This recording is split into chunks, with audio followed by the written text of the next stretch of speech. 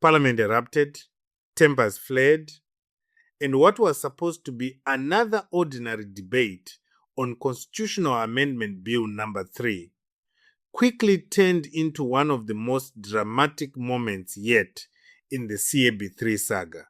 According to supporters of the opposition position, Honorable Chikombo launched a fierce attack on the bill, challenging Justice Minister Ziyambi and raising tough questions that left the House buzzing. Some observers are even claiming the exchange left Parliament stunned. But what exactly happened? And why is this latest confrontation attracting so much attention across Zimbabwe? Let's get into it. And before we continue, please subscribe, like this video, and turn on notifications for daily Zimbabwe and Africa political news. I'll preface by indicating that the Constitution is the soul of a nation. It is not an ordinary statute to be edited for political convenience and expedience. It is the sacred mirror of our collective identity, the keeper of our national ideals, the voice of our aspirations, and the supreme covenant that binds the people while restraining those entrusted with power. Honorable Speaker, Ma'am, I rise to reject the Constitutional Amendment Bill number 3 of 2026, and I reject it lock, stock, and barrel. Honorable Speaker, I do not rise to amend it. I do not rise to make it acceptable. I rise to say clearly and without an apology that this bill must just fall. Honorable Speaker, the Honorable Leader of Government Business came to this House. He told us what this bill does not do. Allow me to ride on the same approach. Allow me to tell this House what this bill does not do. And then tell the nation what it actually does. First, this bill does not eliminate election toxicity. You can't dig a hole, jump in it, and blame gravity. Zimbabwe's election toxicity has never been caused by mere frequency of elections. It has been caused by the abuse of state institutions. It has been caused by the abuse of state institutions and unequal access to the media. Violence, intimidation, delayed reforms, disputed voters' roll, and partisan administration. And the situation has been exacerbated by the threat against opposition that has been treated as not legitimate citizens of this country. Point of order, Madam Speaker. Point of order, Madam Speaker. Order, Honorable Chikombo. Madam Speaker, we are debating here by referring to state institutions that are not here. The honorable member is accusing people and non-institutions.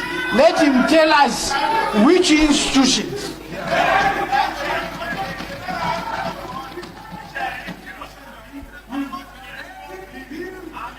Honorable Chikombo, do not mislead this House and do not mislead the nation. Debate the bill. Thank you, Madam Chair. Toxicity, violence, and genocidal acts took place during the period of 1980s when presidents were not directly elected. You do not cure a poisoned well by reducing the number of times people come to drink from it. That's a delusional relief. You would rather cure it by removing the poison. Honorable Speaker, ma'am, where is the poison located? History has answered that question again and again. Let me take Zimbabwe's you parliament continues to history be the center of a fierce battle over Constitutional Amendment Bill number 3. The controversial bill has divided lawmakers, political parties, civil society organizations, lawyers, and ordinary citizens. Supporters say the bill will improve governance and strengthen institutions. Critics say it could fundamentally alter Zimbabwe's democratic framework. As a result, every debate session is becoming more intense, and the latest clash involving Honorable Chikombo has only added more fuel to the fire. During the parliamentary proceedings, Honorable Chikombo reportedly challenged several arguments being presented in support of CAB3. He questioned whether the proposed amendments truly reflect the wishes of ordinary Zimbabweans and whether Parliament should be moving forward with such significant constitutional changes. According to those who followed the debate, Chikombo's contribution was passionate, direct, and highly critical of the bill.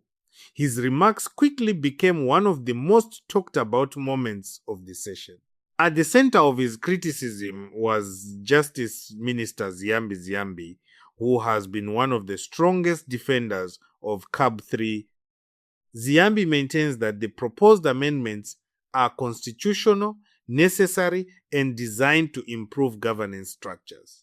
He has repeatedly argued that Parliament is following the law and that public consultations have already taken place. However, opponents remain unconvinced, and Chikombo reportedly used his time on the floor to challenge that narrative.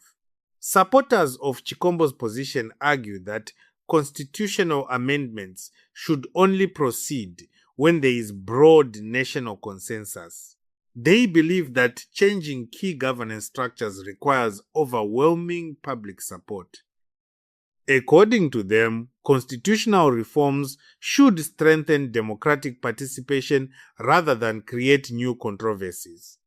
This is why speeches like Chikombo's continue to resonate with those opposed to CAB3. Political observers say the intensity of the debate reflects the importance of what is at stake. The Constitution is the supreme law of the land. It determines how leaders are chosen.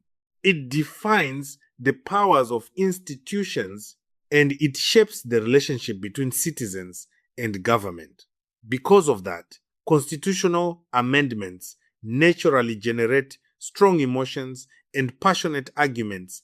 What makes the current debate particularly significant is the growing polarization surrounding CAB3. Each day, supporters and opponents present competing visions for Zimbabwe's future. One side sees reform as necessary progress. The other sees caution as necessary protection. As a result, Parliament has become the main battleground where these visions collide. Some observers claimed that Chikombo's intervention created visible tension inside the chamber. Supporters praised him for asking difficult questions. Critics accused him of politicizing the debate. But regardless of where people stand, few deny that his contribution attracted attention. The exchange once again highlighted how divided opinion remains over CAB3. Outside Parliament, Zimbabweans continue following the debate closely. Social media platforms have been flooded with reactions. Political commentators are offering analysis, and citizens are increasingly engaged in discussions about constitutional reform, democracy, and governance. The issue has grown far beyond Parliament itself. It is now a national conversation. As debate resumes in the coming days, pressure will continue mounting on lawmakers. Supporters of the bill are determined to secure its passage. Opponents are equally determined to stop it. And every speech, every vote, and every parliamentary exchange is now being watched closely. The outcome could shape Zimbabwe's political future for years to come. For now, one thing is certain: the CAB3 drama is far from over. The battle lines have been drawn. The arguments are becoming sharper. And lawmakers like Honorable Chikombo are ensuring that every aspect of the bill receives intense scrutiny. The next chapter promises to be just as dramatic. Do you think Honorable Chikombo raised valid concerns about CAB3? Should Parliament continue with the bill or reconsider some of its provisions?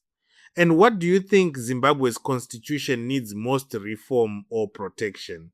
Let me know your thoughts in the comments below. If you enjoyed this report, please subscribe, like this video, and turn on notifications for daily Zimbabwe and Africa political news updates. Thank you for watching, and I'll see you in the next video.